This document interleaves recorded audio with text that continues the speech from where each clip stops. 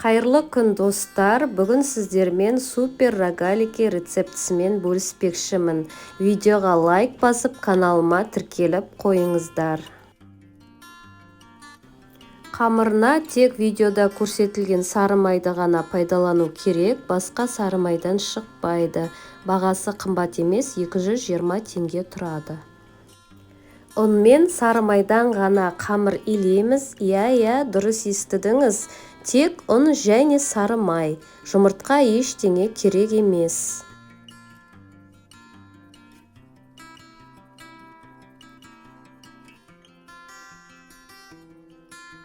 Илеген қамырды 20-30 минутқа пакетке салып, тоңазытқышқа қойып аламыз.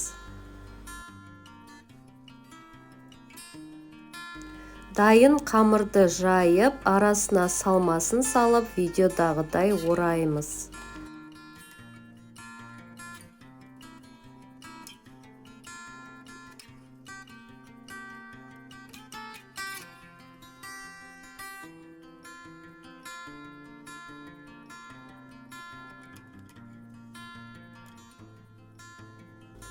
Салмасына деп вареная сгущенкасын пайдаланыңыздар, басқа арзан сгущенкалар еріп ағып кетеді.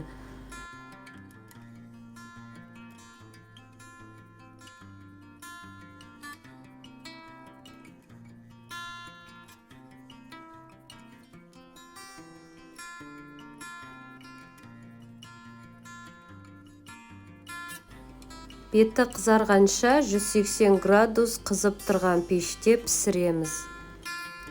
Рогалики дайын, дәмін енді айтып жеткізу мүмкін емес, тек дайындап жеп көру керек.